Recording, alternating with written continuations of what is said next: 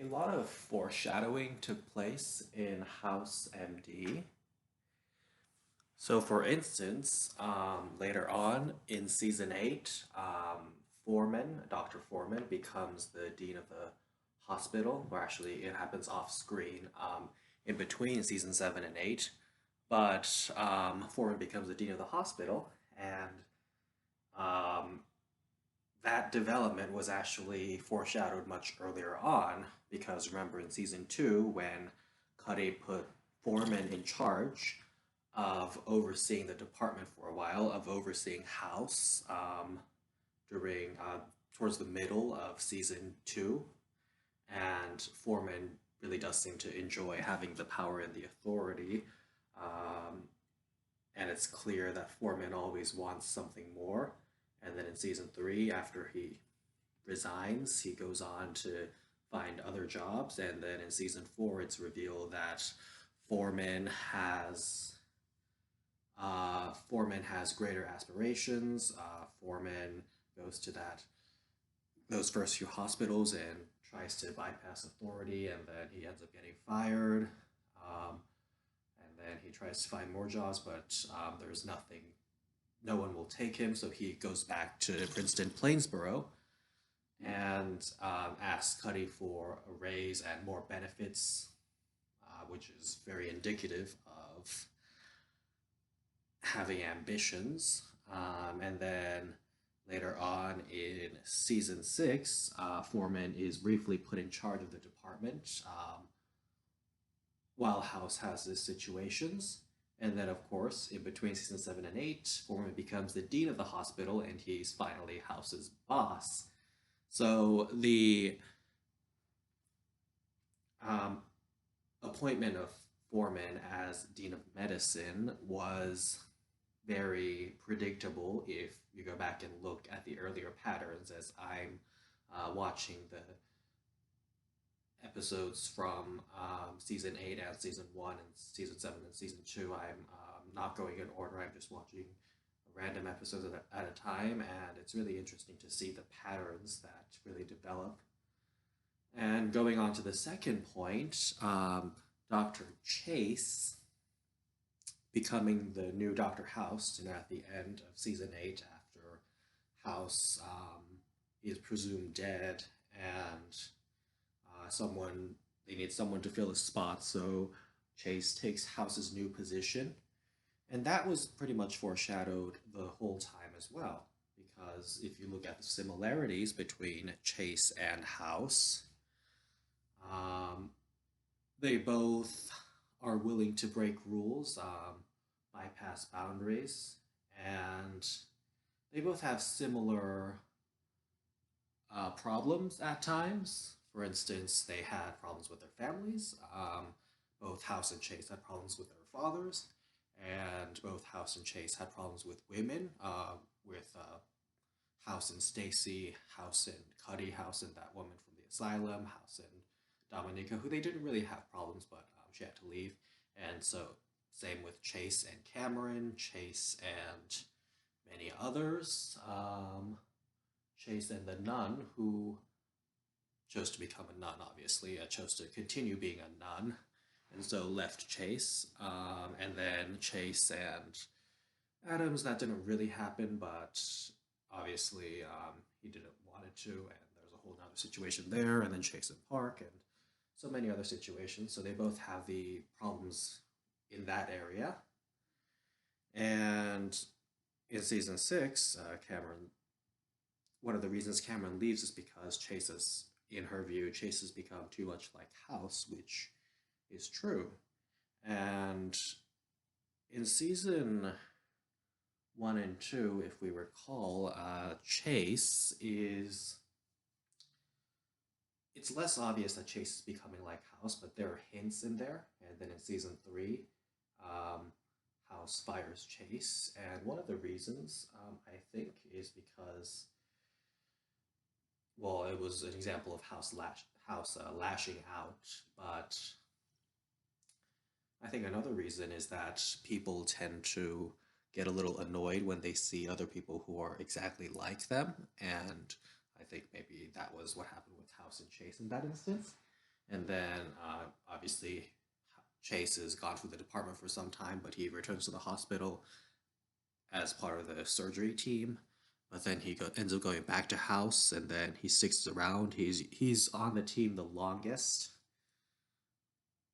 Um, yes, so there are many aspects in which Chase and House are similar, and some episodes in season 8 do a great job of sort of showing that and leading up to the end. So in season 8, episode 12, with Chase and the nun, there's a Chase and House have a whole conversation about Chase turning into House, and then House saying that House implying that maybe he didn't want Chase to turn into him, and there's those issues. Now with Cameron, I think it was always very clear that she was going to leave at some point and not come back because if you remember in season 1, there's a whole issue with the chairman of the board of Vogler, and Cameron ends up being the one to leave for a while. Of course, House asks her to come back, and then she does go back.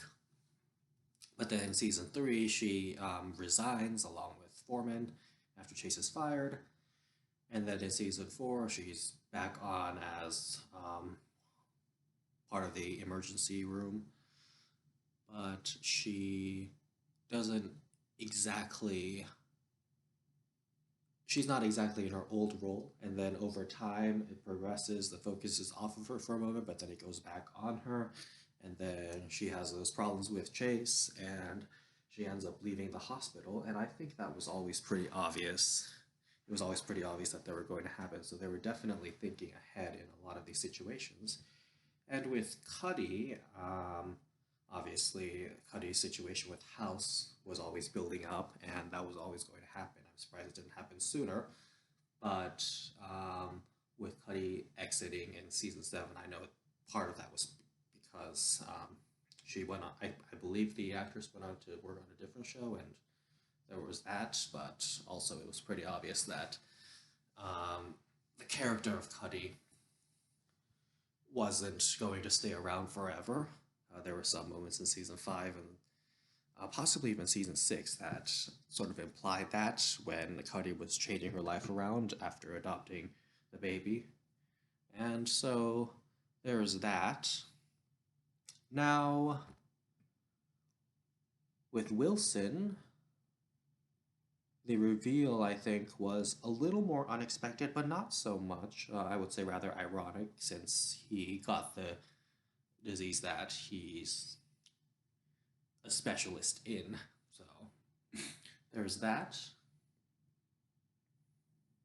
With 13, I think it was always clear that she was going to leave and then come back and leave and come back and do that a few times. And I know part of that is also because the actress Olivia Wilde had to go work on some other shows. But with a character, she's always been a complicated character, and it was very evident that she was going to go through a long journey with lots of ups and downs, and that was clearly seen in the series.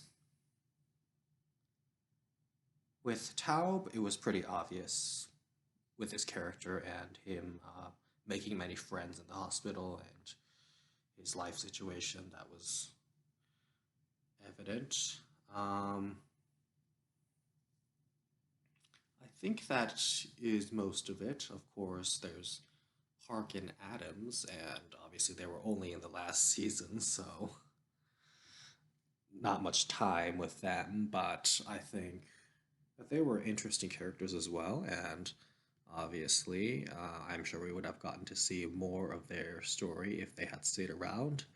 With Masters, it was very obvious that she wasn't going to stay around too long. And now with House himself, I think it's clear that he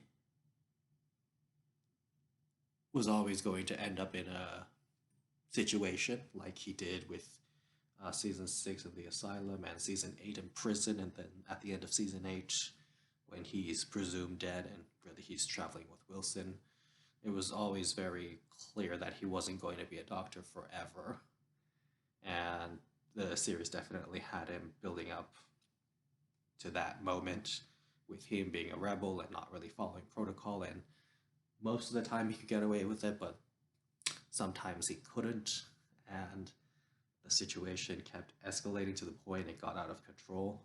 And even when he managed to sort of get back in there, like in season 6, after his time in the asylum, he managed to get back into the hospital as a regular doctor. But then at the end of season 7, he broke down again when he drove that car into Cuddy's living room. And yeah, it was quite crazy, but nothing too unexpected and out of the ordinary. And I will say that um, there's a real story with all of the characters, and nothing happens randomly.